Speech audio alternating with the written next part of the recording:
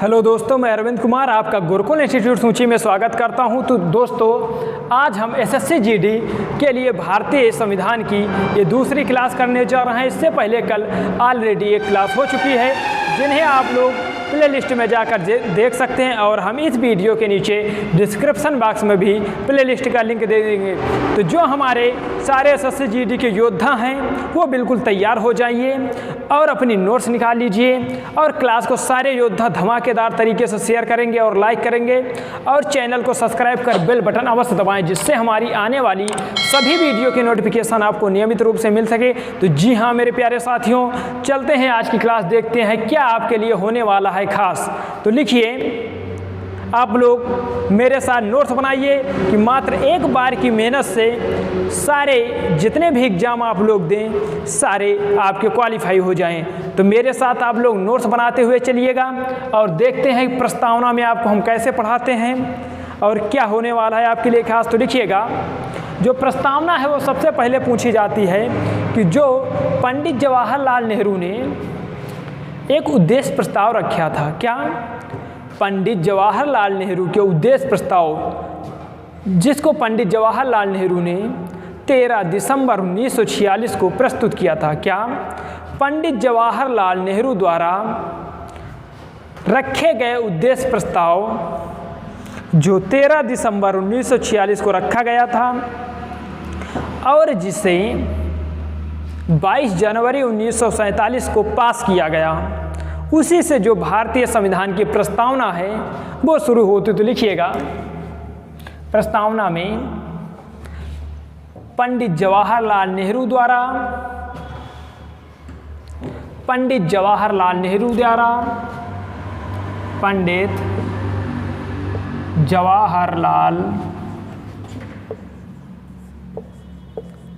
नेहरू द्वारा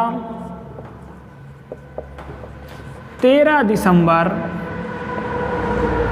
1946 को प्रस्तुत किए गए उद्देश्य प्रस्ताव को प्रस्तुत किए गए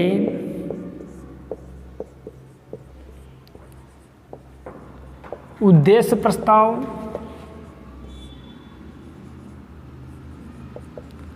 को प्रस्तुत किए गए उद्देश्य प्रस्ताव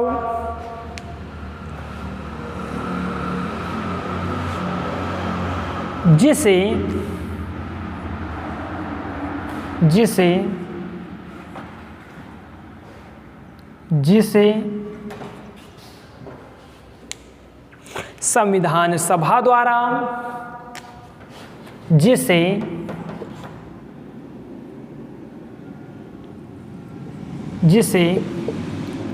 संविधान सभा द्वारा 22 जनवरी 1947 को स्वीकार, जिसे संविधान सभा द्वारा 22 जनवरी 1947 को स्वीकार या पास किया गया। इसी से जो भारतीय संविधान की प्रस्तावना है उसका उदय होता है। तो आपसे पूछा जाएगा कि भारतीय संविधान की प्रस्तावना का आधार क्या है। क्या आपसे पूछा जाएगा? क्वेश्चन में बहुत ही बार पूछा गया है कि भारतीय संविधान की प्रस्तावना का आधार क्या है। तो आप लोग आंसर देंगे कि जो भारतीय संविधान है उसकी प्रस्तावना का आधार है पंडित जवाहरलाल नेहरू द्वारा पेश किया गया उद्देश्य प्रस्ताव। तो आशा करते हैं कि आप लोग मेरे साथ नोट्स बना रहे होंगे। उसके आगे अब आप लोग अगर इतना लिख लिए हो तो इसे मिटाते हैं, आगे चलते हैं। और मेरे जितने भी एसएससी जीडी के योद्धा बंधु हैं वो क्लास को ज़्यादा से ज़्यादा शेयर करें और क्लास को लाइक करें।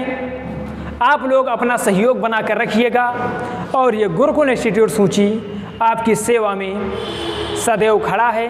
आपको वही पढ़ाया जाएगा जो A to Z पेपर में पूछा जाता है। और ये जो क्लास है आपकी ओनली और ओनली एसएससी जीडी के पेपर को फोकस में रखते हुए कराई जा रही है। इसमें आपको वही पढ़ाया जाएगा जो same to same SSC GD के पेपर में पूछा जाता है। उससे बाहर इसमें एक भी ऐसा शब्द नहीं पढ़ाया जाएगा जो आपके ऊपर एक वर्णन यानी लोड के रूप में हो और आप उसे याद न करें। आपको वही पढ़ाया जाएगा जो एसएससी जीडी के एग्ज़ाम में अभी तक पूछा गया है और आगे पूछे जाने की संभावना है। तो मेरे सारे जो एसएससी जीडी के योद्धा हैं वो क्लास को शेयर कर दीजिए और आते हैं, देखते हैं इधर।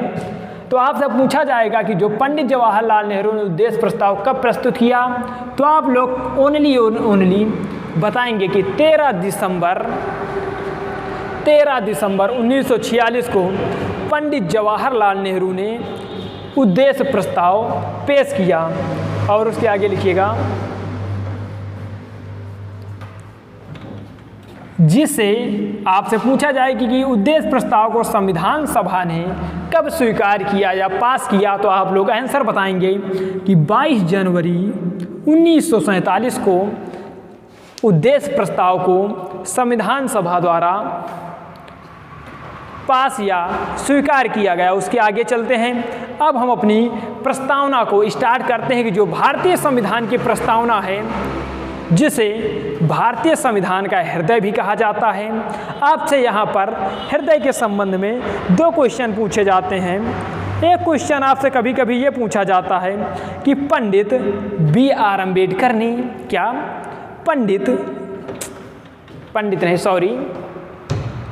Doctor B.R. अम्बेडकर ने संविधान का हृदय और आत्मा किसे कहा है? क्या पूछा जाएगा? Doctor B.R. अम्बेडकर ने संविधान का हृदय और आत्मा किसे कहा है? तो आप लोग वहाँ पर आंसर देते हैं अनुच्छेद 32। लेकिन अगर आपसे ओनली इतना पूछा जाए कि संविधान का हृदय और आत्मा किसे कहा जाता है, तो आप लोग वहाँ पर आंसर देंगे क्या? प्रस्तावना को संविधान का हृदय और आत्मा कहा जाता है।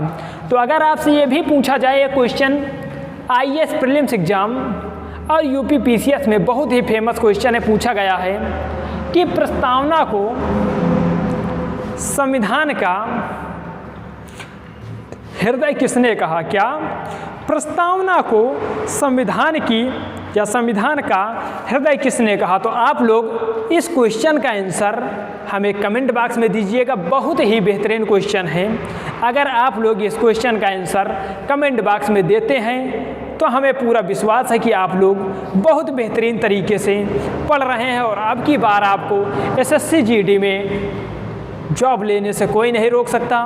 तो चलते हैं आगे, लिखिएगा। इसे हम मिटाते हैं, आगे चलते हैं। जो प्रस्तावना शुरू कहाँ से होती है, तो लिखिएगा जो प्रस्तावना शुरू होती है, मेरे सारे योद्धा इधर बोर्ड पे ध्यान दें और अपनी नोटबुक में लिखें।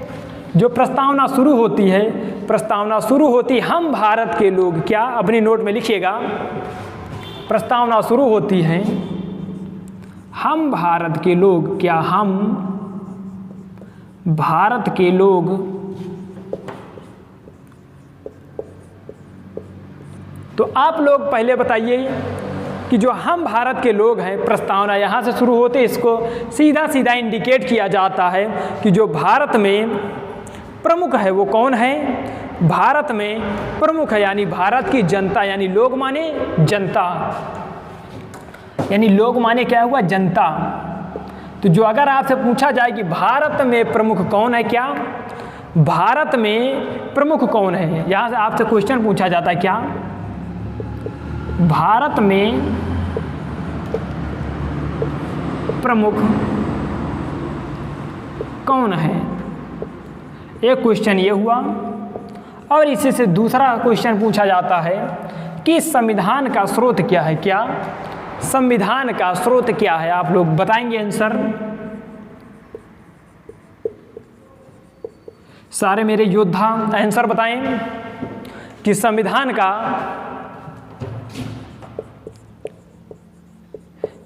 का स्रोत क्या है। बहुत ही बेहतरीन क्वेश्चन है और एसएससी जीडी के एग्जाम में पता नहीं कितनी बार ये क्वेश्चन पूछे गए, इनकी कोई गिनती नहीं है। तो आप लोग बताइएगा कि भारत में प्रमुख कौन है और संविधान का स्रोत कौन है। देखते हैं इसका आंसर कौन देता है कमेंट बॉक्स में बहुत अच्छे तरीके से। तो चलते हैं, देखते हैं इसका आंसर क्या होगा। भारत में प्रमुख कौन है या संविधान में प्रमुख कौन है। अगर आपको या संविधान का स्रोत क्या है, क्या भारत में प्रमुख कौन है और संविधान का स्रोत क्या है, तो आप लोग इनका दोनों का आंसर देंगे क्या, भारत की जनता। भारत की जनता। इसको अपनी नोट्स बुक में बहुत ही बेहतरीन तरीके से लिखिएगा। इसीलिए जो प्रस्तावना शुरू होती है वो शुरू होती है कहाँ से, हम भारत के लोग। उसके आगे आप लोग इतना लिख लिए हो तो इसे मिटाते हैं और आगे चलते हैं। बहुत बेहतरीन मेरे दोस्तों, आप लोग ऐसे ही अपना साथ बनाए रहें और बहुत बेहतरीन तरीके से आप क्लास करते रहें। आपको कोई एग्ज़ाम पास होने से नहीं रोक सकता। और आप लोग जो भी पढ़ें, जो वीडियो देखें, उसका नोट्स अवश्य बनाएं। अगर आप लोग नोट्स नहीं बनाएंगे तो इससे होगा ये कि आप लोग वीडियो को बार बार देखते रहेंगे और आपके समझ में आज तो आ जाता है, लेकिन कुछ समय बाद आपके मस्तिष्क से वो हट जाता है, तो आपको दोबारा फिर से वीडियो देखनी पड़ती है। तो इसीलिए हम ये जो क्लास है बिल्कुल ऑफलाइन जैसी चला रहे हैं, साथ साथ नोट्स बनवाते हुए। आपको इसमें कोई भी कमी नहीं आएगी इस क्लास के बाद कि आपका एसएससी जीडी का एक भी क्वेश्चन बाहर नहीं जाएगा। तो आप लोग लिखिएगा, शुरू होती कहाँ से, जो प्रस्तावना है हम भारत के लोग, उसके आगे लिखिएगा, भारत को संपूर्ण प्रभुत्व संपन्न,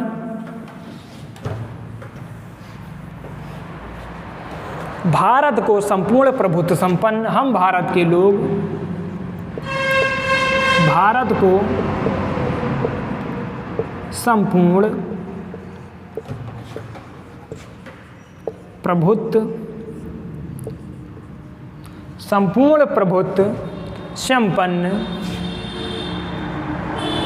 संपूर्ण प्रभुत्व संपन्न, समाजवादी पंथ निरपेक्ष, क्या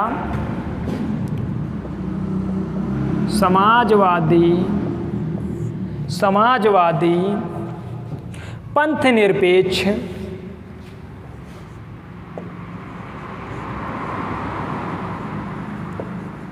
समाजवादी पंथ निरपेक्ष, लोकतंत्रात्मक गणराज्य, क्या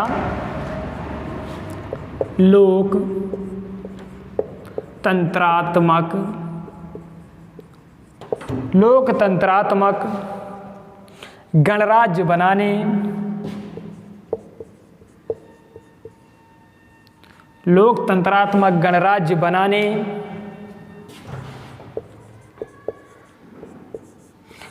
तो जो हमारा संविधान है उसमें क्या कहते हैं, जो प्रस्तावना है वो कहाँ शुरू होती है, हम भारत के लोग।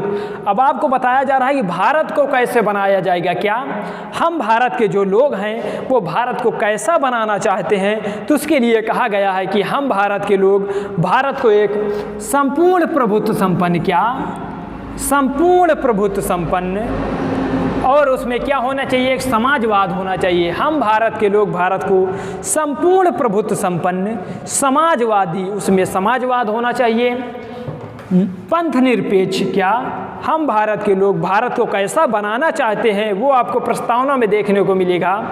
अगर आपको कोई चीज़ पढ़नी है तो आप उसकी प्रस्तावना को पढ़ लीजिए, उसी में सारा सार छिपा रहता है। आप लोगों को उसी से उस देश के बारे में पता चल जाएगा कि इस देश में होता क्या क्या है, कैसे होता है, सभी चीज़ आपको प्रस्तावना में देखने को मिल जाती है। तो चलते हैं, देखते हैं, यानी भारत के लोग क्या कह रहे हैं कि हमें कैसा भारत बनाना चाहिए। जो भारत के लोग हैं वो भारत को कहते हैं यानी कि हमें ऐसा भारत चाहिए, कैसा, संपूर्ण प्रभुत्व संपन्न, समाजवादी, पंथ निरपेक्ष और लोकतंत्रात्मक गणराज्य, क्या पंथ निरपेक्ष और लोकतंत्रात्मक गणराज्य, जहाँ एक लोगों का तंत्र हो, उसी तरीके का हमें भारत चाहिए। तो और उसके आगे क्या कहते हैं, तथा इसके समस्त नागरिकों को, लिखिएगा उसके आगे, तथा इसके तथा उसके समस्त नागरिकों को तथा इसके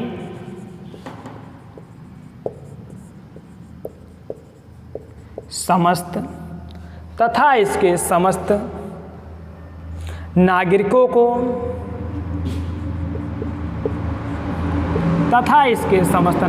को अब ये तो हो गया, यानी भारत कैसा होना चाहिए। अब उसके बाद कहा जा रहा है कि यहाँ जो भारत में नागरिक निवास करेंगे, भारत तो बन गया, लेकिन अब वहाँ जो रहने वाले लोग हैं अब उनके बारे में बताया जा रहा है कि उन्हें क्या क्या होना चाहिए।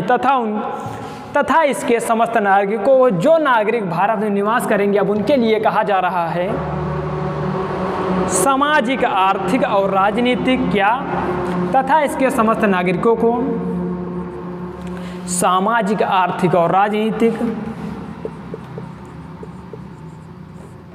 सामाजिक, आर्थिक और राजनीतिक, सामाजिक, आर्थिक और राजनीतिक या राजनीतिक न्याय, नैतिक नहीं, नीतिक लिखिएगा, राजनीतिक न्याय। तो आपसे पूछा जाएगा कि जो भारतीय संविधान की प्रस्तावना में कितने प्रकार के न्यायों का वर्णन किया गया है। क्या बहुत ही बार यूपीपीसीएस का फेमस क्वेश्चन है। तो आप लोगों को हम ऐसा पढ़ा रहे हैं कि ओनली एसएससी जीडी नहीं, अगर आप उसकी आगे भी अगर जाना चाहते हैं, जैसे यूपीएसआई हुआ, यूपीएसआई में संविधान से बहुत सारे क्वेश्चन पूछे जाते हैं, तो उसके लिए भी ये कवर करेगा। तो आपसे ये पूछा जाता है, काफ़ी बार यूपीपीसीएस का पूछा हुआ क्वेश्चन है, आप लोग अगर कभी सॉल्व पेपर उठाए होंगे तो वहाँ पर ये देखने को मिलता है क्या कि संविधान की प्रस्तावना में कितने प्रकार के न्याय का वर्णन किया गया है।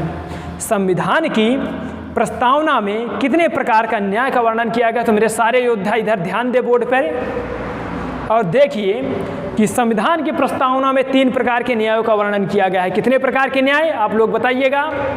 संविधान की प्रस्तावना में 3 प्रकार के न्यायों का वर्णन किया गया है। वो न्याय क्या क्या हैं तो आप लोग इधर देखिएगा। सामाजिक न्याय, आर्थिक न्याय और राजनीतिक न्याय के बारे में, सामाजिक, आर्थिक और राजनीतिक न्याय के बारे में संविधान की प्रस्तावना में चर्चा की गई है। और आपसे ये भी जो क्वेश्चन हमने ऊपर बताया था, क्या हम भारत के लोग भारत को संपूर्ण प्रभुत्व संपन्न समाजवादी पंथ निरपेक्ष लोकतंत्रात्मक गणराज्य बनाने, इससे जो क्वेश्चन है वो आईएएस प्रीलिम्स और यूपीपीसीएस प्रीलिम्स में हजारों बार पूछा गया है। वहाँ पर आपको ये सीक्वेंस मिलाने को देता है कि पहले क्या आएगा और बाद में क्या आएगा। तो आप लोग ये क्रम जो है उसे याद करते हुए चलिएगा। 100% मेरे जितने भी योद्धा बंधु हैं वो सभी जितना मैं बता रहा हूँ अपने नोट्स में उसे हाईलाइट करिएगा और इसे बार बार पढ़िएगा। एक तरीके से पूरे संविधान की अगर रीढ़ की हड्डी कहा जाए तो मेन प्रस्तावना है, जहाँ से बहुत सारे क्वेश्चन विभिन्न एग्जामों में पूछे जाते हैं। उसके आगे लिखिएगा, अगर आपसे न्याय के बारे में पूछा जाए कि भारतीय संविधान की प्रस्तावना में कितने प्रकार के न्याय का वर्णन मिलता है, तो वहाँ आप लोग आंसर क्या देंगे। भारतीय संविधान की प्रस्तावना में 3 प्रकार के न्यायों का वर्णन किया गया है। कौन कौन? सामाजिक, आर्थिक और राजनीतिक न्याय। उसके आगे लिखिएगा, उसके आगे लिखिएगा विचार, अभिव्यक्ति, विश्वास और धर्म की उपासना, सामाजिक, आर्थिक, राजनीतिक न्याय तथा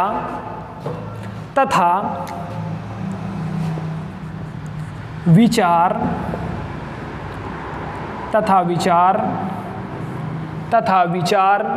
अभिव्यक्ति, विश्वास,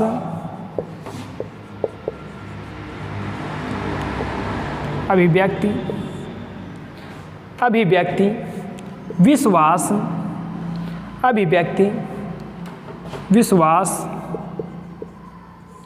अभिव्यक्ति, विश्वास, धर्म, अभिव्यक्ति, विचार, अभिव्यक्ति, विश्वास, धर्म और उपासना की स्वतंत्रता, उपासना की स्वतंत्रता।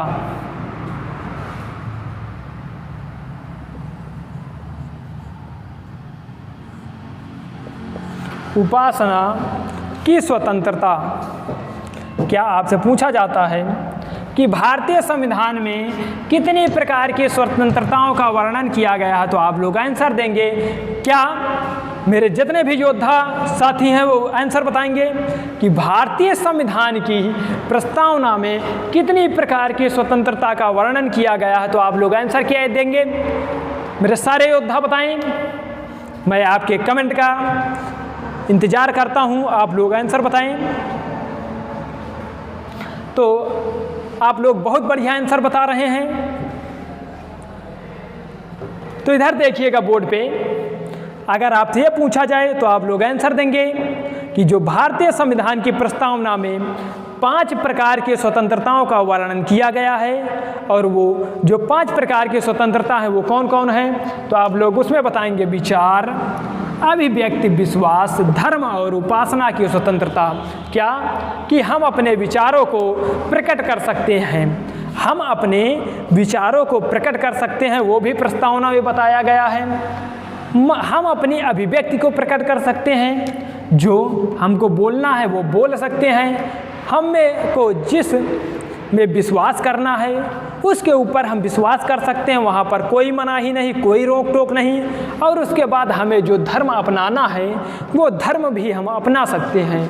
क्या हमें जो धर्म अपनाना है वो धर्म भी हम अपना सकते हैं, ये भी प्रस्तावना में कहा गया। और उपासना यानी हमको जिस चीज़ की पूजा करनी है और उपासना करनी है वो भी हम कर सकते हैं। तो आप लोग इसे ध्यान में रखते हुए चलिएगा। अगर आपसे न्याय पूछा जाए कि भारतीय संविधान की प्रस्तावना में कितने प्रकार के न्यायों का वर्णन किया गया है, तो जो मेरे योद्धा बंधु हैं वो आंसर फट से देंगे। क्या तुरंत ही आंसर आएगा आपका।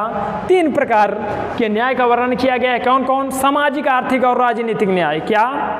सामाजिक, आर्थिक और राजनीतिक न्याय। और उसके बाद अगर आपसे ये पूछा जाए कि भारतीय संविधान की प्रस्तावना में कितने प्रकार की स्वतंत्रताओं का वर्णन किया गया है, तो आप लोग तुरंत ही आंसर देंगे कि 5 प्रकार की स्वतंत्रताओं का वर्णन मिलता है भारतीय संविधान की प्रस्तावना, जिसमें है क्या?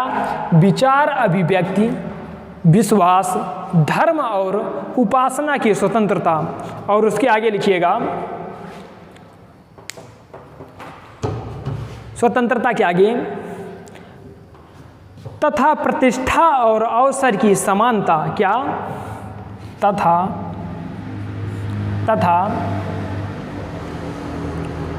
प्रतिष्ठा और अवसर की समानता। प्रतिष्ठा और अवसर की समानता तथा प्रतिष्ठा और अवसर की समानता। प्रतिष्ठा और अवसर की समानता।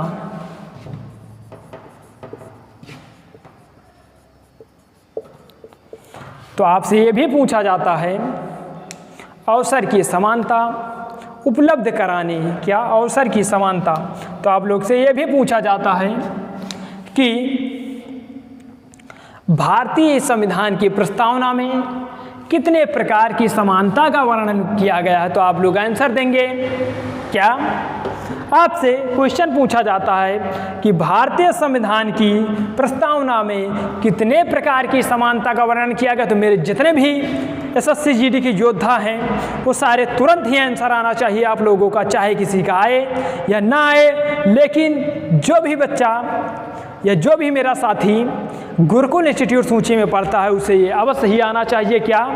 भारतीय संविधान की प्रस्तावना में कितने प्रकार की समानता का वर्णन किया गया, तो वहाँ तुरंत ही आपका आंसर आना चाहिए 2 प्रकार की समानता। कितने प्रकार की? 2 प्रकार की। अगर आपसे पूछी जाए कौन कौन, तो आप लोग आंसर देंगे प्रतिष्ठा और अवसर की समानता। क्या?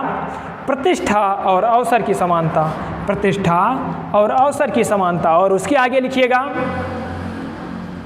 उपलब्ध कराने, समानता उपलब्ध कराने तथा इसके नागरिकों को यानी जो भारत के नागरिक हैं तथा इसके नागरिकों को राष्ट्र की एकता,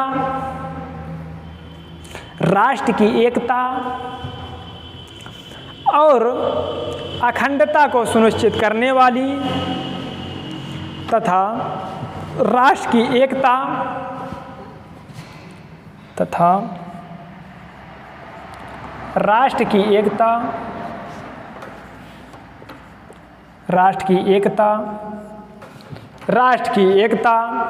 और अखंडता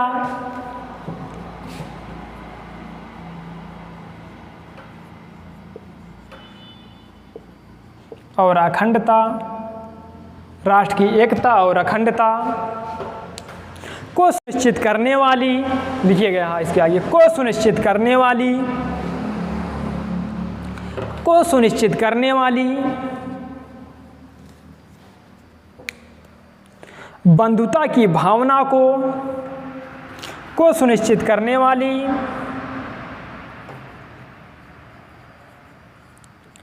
बंधुता की भावना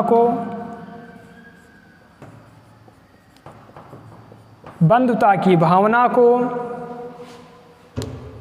बढ़ाने के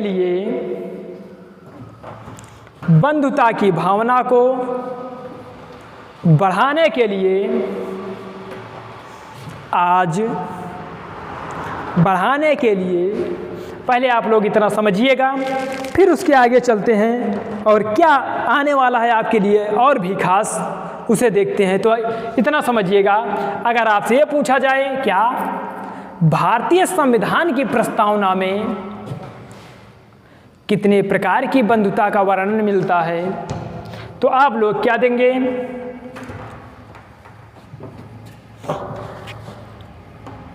अगर आपसे पूछा जाता तो आप लोग आंसर देंगे एकता और अखंडता।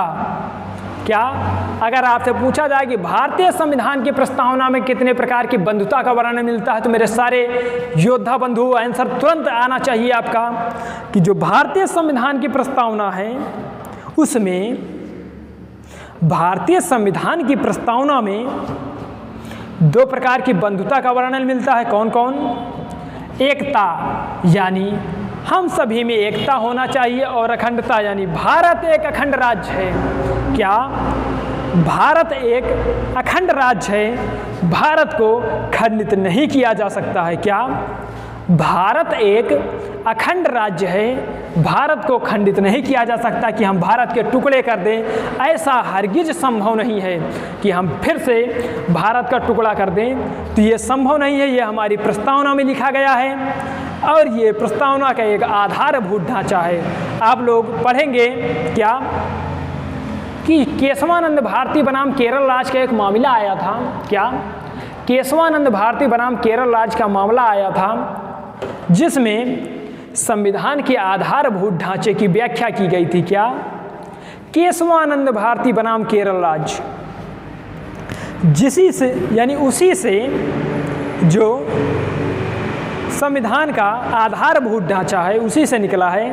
तो इसके आगे आप लोग आशा करते हैं कि अगर इतना लिख लिए हो तो हम इसे मिटाते हैं। आप लोग स्क्रीनशॉट ले लीजिएगा, फिर उसके आगे चलते हैं और बताते हैं कि क्या है आपके लिए खास। और अगर क्लास अच्छी लग रही हो तो आप क्लास को धमाकेदार तरीके से मेरे जितने भी योद्धा बंधु हैं शेयर करें और लाइक करें, और चैनल को ज़्यादा से ज़्यादा सब्सक्राइब करें, और अपने सगे संबंधियों और घर वालों से भी सब्सक्राइब कराएं और चैनल को बढ़ाने में अपनी मदद करें। तो चलते हैं, आशा करते हैं कि आप लोग इसे स्क्रीनशॉट कर लिए होंगे।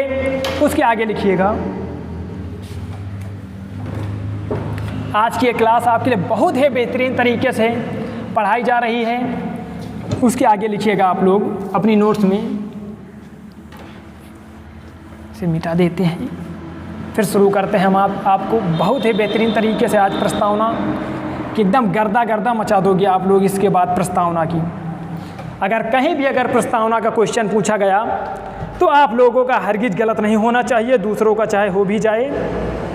जितने भी मेरे साथी गुरुकुल इंस्टीट्यूट सूची से पढ़ रहे हैं उनका ये कोई प्रस्तावना के आज पढ़ने के बाद कोई भी क्वेश्चन गलत नहीं होना चाहिए। ये आप लोग अपनी नोट्स में लिखिएगा। यहाँ तक हो गया था। आज यानी क्या बंधुत्व यानी क्या लिखिएगा, बंधुता की भावना को बढ़ाने के लिए आज 26 नवंबर 1949, यानी जो प्रस्तावना बनकर तैयार हुई थी वो कब हुई थी? 26 नवंबर 1949 को। क्या लिखिएगा, आज 26 नवंबर 1949, आज 26 नवंबर 1949 को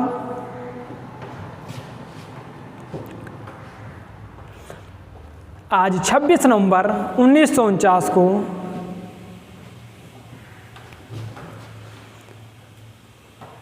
इसे आज 26 नवंबर 1949 को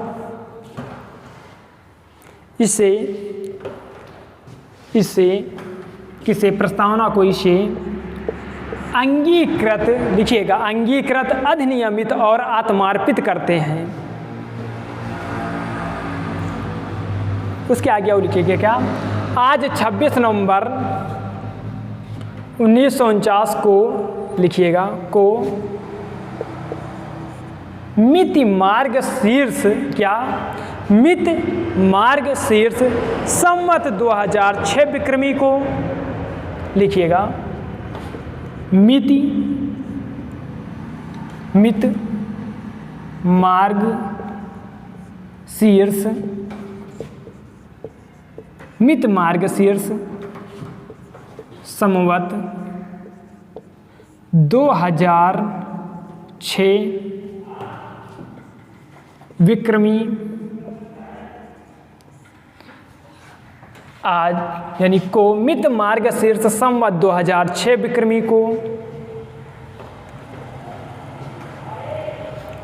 को एतद द्वारा आपको एग्जैक्ट वही लाइन लिखाई जा रही है जो मेन संविधान में लिखी हुई है, तो आप लोग इसे हाईलाइट करके लिखिएगा, क्या, मित मार्ग शीर्ष संवत 2006 विक्रमी को एतद द्वारा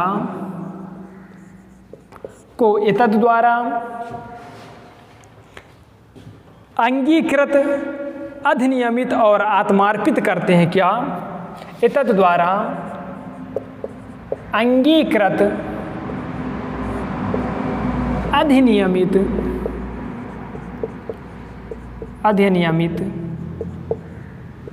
अंगीकृत, अधिनियमित और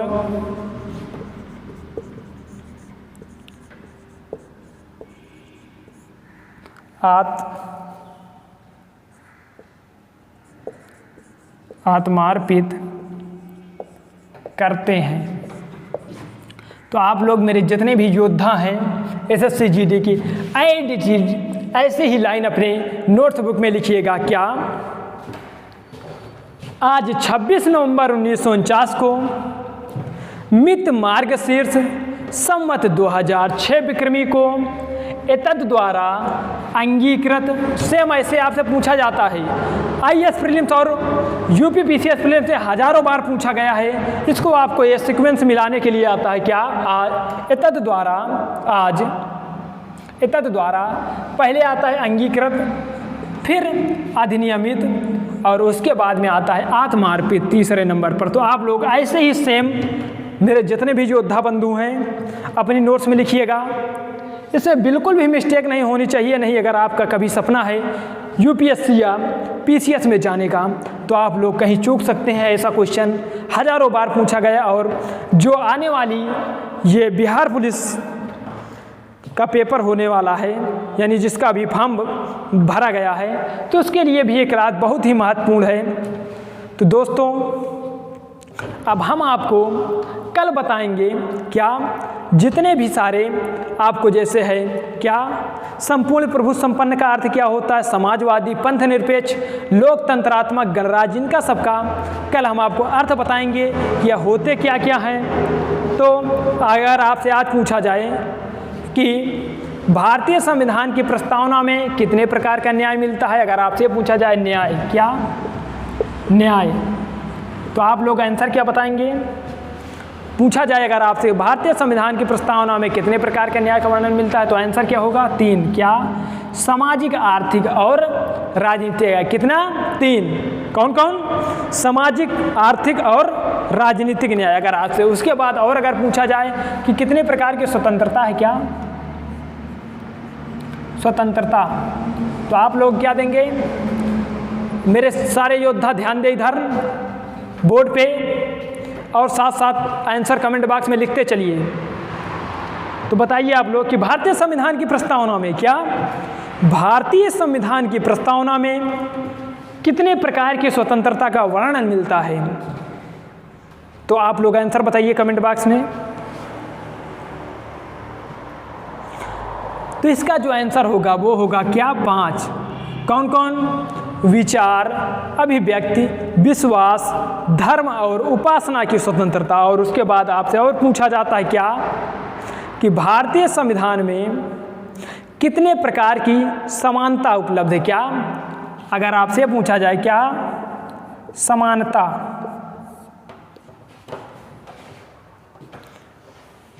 भारतीय संविधान में कितने प्रकार की समानता है, तो आप लोग क्या आंसर बताएंगे इसका? बताइए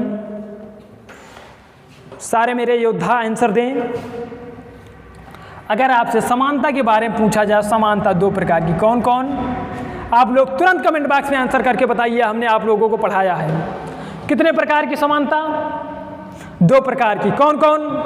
आप लोगों का मैं कमेंट बॉक्स में आंसर देखना चाहता हूं।